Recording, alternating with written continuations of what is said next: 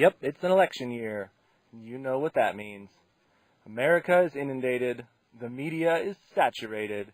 Facebook is a goddamn mess. Everyone's got their hackles up. The nation is super polarized, and friendships have been lost. When it comes to politics, people say some pretty serious stuff. A lot of it's highly controversial, and some of it's just downright mean. This particular election being an unprecedented show, nobody seems satisfied with either candidate, and we're all glad it will be over soon. Now with the half-car news desk, here's me. There's no desk, and it's cold in here. Whatever. The majority of you probably already have decided who you're voting for, but just for fun, we're going to go over the options one more time. Depending on what state you're in, there will be a slew of judges, representatives, and ballot measures. Dozens of names and things that you need to learn in detail about every one and keep track of and make an informed decision. But the good news is, the system is designed so that you can actually just vote straight down the party line, and no matter what happens, you still get to complain. As far as who's going to lead the country, number one option would be a write-in. Who should you write in? How about your cat? I think Fluffy has a better chance of winning the hearts of America than either of the major parties. Just be aware that you have to register Fluffy in order for her to win the election, which probably too late for that. Also, Fluffy's write-in vote is going to be set aside with all of the write-in votes in a big heap and not counted, because everybody knows those are nothing but a pothole on the road to bad choices.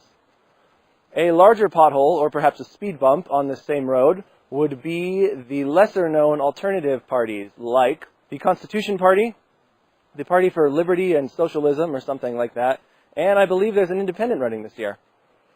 As for the well-known alternatives, they actually have some real power. Not the power to win, but the power to steal enough votes to ruin someone else's chance of winning. They are, of course, Gary Johnson of the Libertarians. What's that? Never heard of it. Ha ha.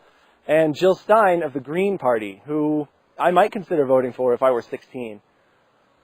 And then, of course, you got Donald Duck.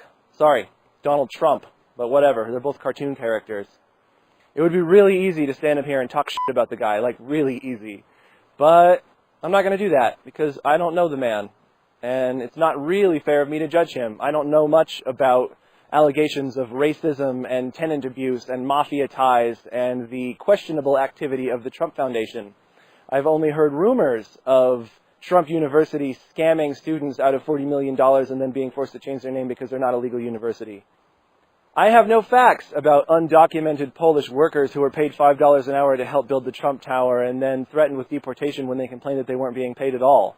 I know very little about allegations of bankruptcy, tax dodging, and antitrust violations, but I will say it would be pretty cool if every time you walked into the White House it smelled like fresh-baked tax returns. As for the current scandal involving sexual misconduct, again, I'm not going to go into a big tirade because I wasn't there, but I will point out, even if you want to give him the benefit of the doubt, he kind of admitted to going around and bragging about it, which is kind of weird. When's the last time you went up to your friend and were like, yeah, you know, I used my power to pressure women into kissing me. High five. Whatever. Really? One last thing to point out about Trump, his campaign slogan has been wrong this whole time. It's actually Make America Hate Again. Hillary Clinton's campaign slogan, of course, go yourself. As for Hill Dog, what can you say? Emails,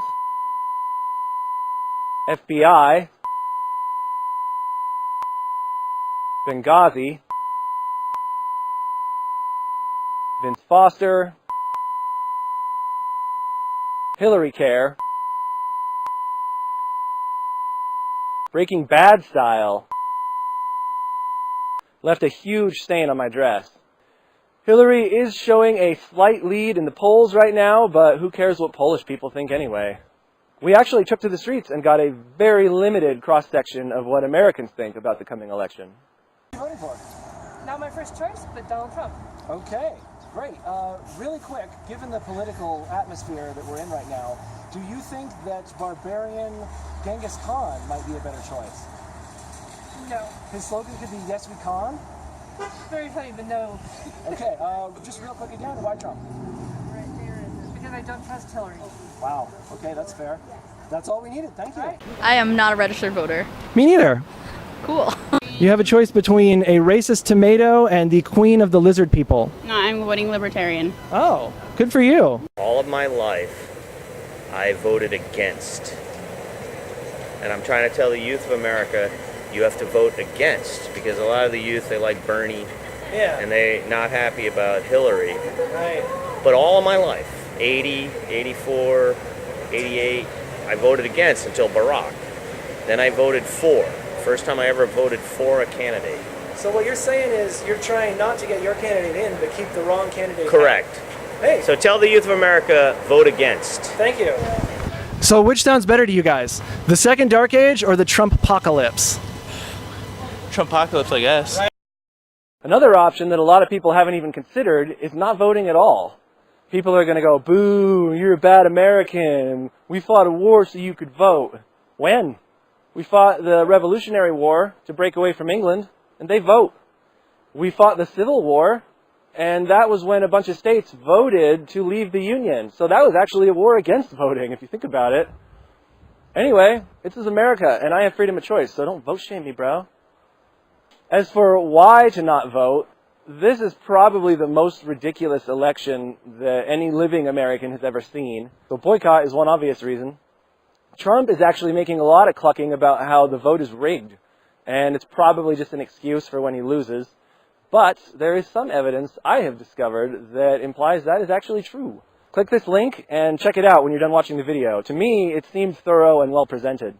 The cliff notes that I took away from it are: 2 companies control all of the electronic voting in this country, Diebold and ES&S.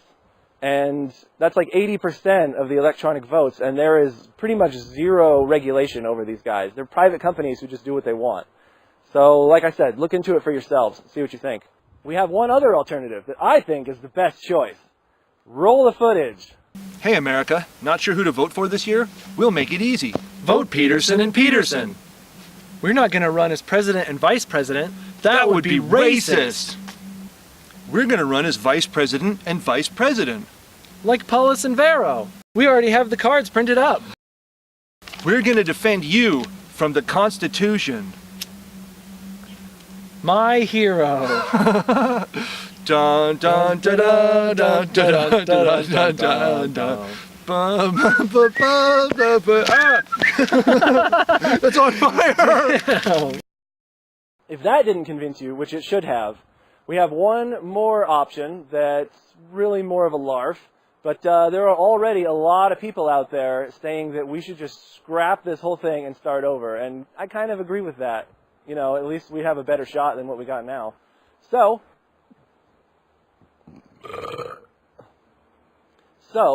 when you're done checking out the voting scam link, look at this other link and make your voice heard.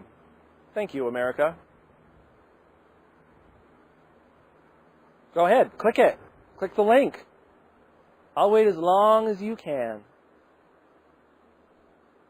No, I'm just kidding. I'm not waiting. Thanks for watching. Subscribe!